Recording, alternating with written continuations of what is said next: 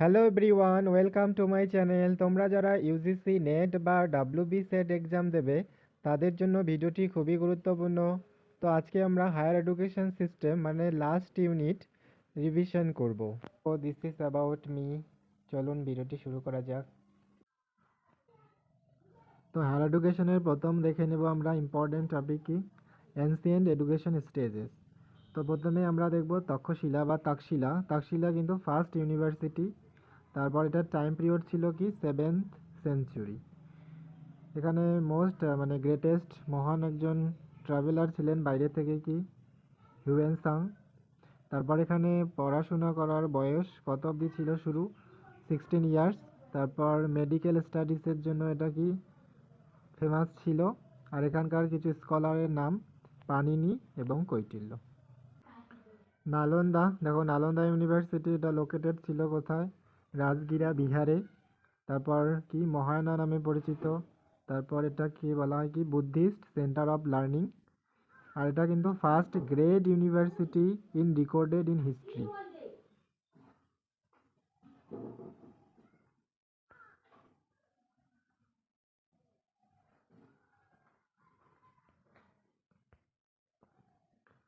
দেখো নালন্দা ইউনিভার্সিটি এটা লোকেটেড ছিল রাজগিরা বিহারে, মহায়ানা নামে পরিচিত। তারপর এখানে কি বুদ্ধিস্ট সেন্টার অফ লার্নিং ছিল এটা। আর এটা কি ছিল first great university in recorded in history. আর এখানে মানে পড়াশোনা করার বয়স সীমা ছিল কত, শুরু 20 ইয়ার্স। তারপর বল্লভী ইউনিভার্সিটি, দেখো বল্লভী হিনায়না নামে পরিচিত। তারপর কি ফাউন্ডেড, বল্লভীর ফাউন্ডেড ছিলেন সাং ই সিং। এখানে famous subject economy, law and medicine. তারপর বিক্রমশিলা ইউনিভার্সিটি, বিক্রমশিলা কি দেখো রিলিজিয়াস টিচিং, ধার্মিক শিক্ষণের জন্য এটা ফেমাস ছিল। তারপরে কি তান্ত্রিক বুদ্ধিজম, এটার জন্য এটা ফেমাস ছিল বিক্রমশিলা ইউনিভার্সিটি। নেক্সট আমরা দেখব মিথিলা ইউনিভার্সিটি। মিথিলা, মিথিলা এখানে এটা হচ্ছে কি ব্রাহ্মণিক্যাল এডুকেশনের জন্য ফেমাস। আর এখানে সাবজেক্ট বা পড়ানো হতো কি ন্যায়শাস্ত্র আর হচ্ছে তর্কশাস্ত্র। উজ্জয়িন ইউনিভার্সিটি, উজ্জয়িন এটা লোকেটেড কি মধ্যপ্রদেশে। এখানের মেন সাবজেক্ট ফেমাস ম্যাথামেটিক্স আর হচ্ছে কি অ্যাস্ট্রোনমি, এটার জন্য এটা ফেমাস ছিল। এবার দেখো তোমরা প্রি ইন্ডিপেন্ডেন্স এরার, মানে এই যে এখান থেকে ক্রোনোলজি বেস কোশ্চেন আসে, প্রি ইন্ডিপেন্ডেন্ট এবং পোস্ট ইন্ডিপেন্ডেন্ট এরা তোমাদের জানতে হবে এখান থেকে, ডিটেলসে আসে না এখন। শুধু ক্রোনোলজি বেস, নয়তো ম্যাচ দ্য ফলোইং কোশ্চেন দিয়ে দেয় ডিরেক্টলি। তো ফার্স্ট দেখো চার্টার অ্যাক্ট 1813। তারপর কি এলফিস্টোন রিপোর্ট 1823। তারপর জেনারেল কমিটি 1823। তারপর তোমরা ম্যাকলে মিনিট দেখতে পারো 1835, ভেরি ভেরি ইম্পর্টেন্ট। তারপর উড ডিসপ্যাচ 1854। তারপর হান্টার কমিশন 1882 থেকে 1883। তারপর ইউনিভার্সিটি কমিশন 1902 থেকে 1904।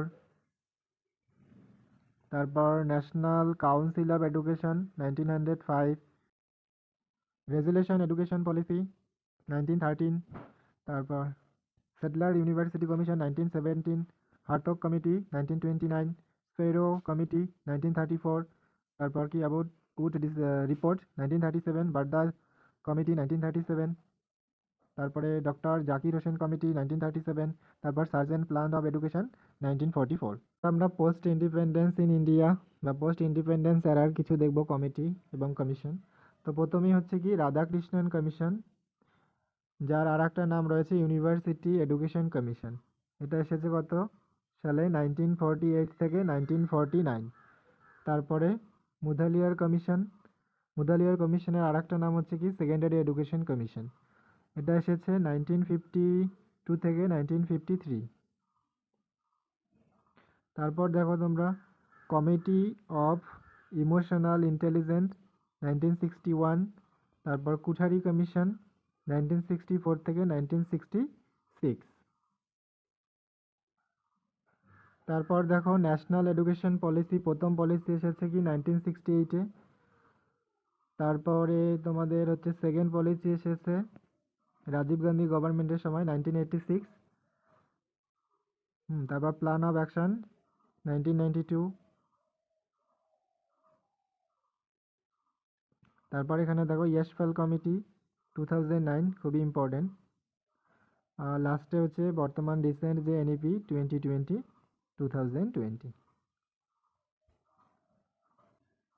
তো ধন্যবাদ। ভিডিওটি যদি তোমাদের একটুও ভালো লেগে থাকে বা একটুও তোমাদের সাহায্য হয়ে থাকে, হেল্প হয়ে থাকে, তাহলে লাইক, কমেন্ট, শেয়ার করতে ভুলবে না। ভালো করে পড়ো, আশা করি তোমরাও একদিন সাকসেস পাবে, সাফল্য পাবে, কিন্তু পড়ো, কন্টিনিউ পড়ো।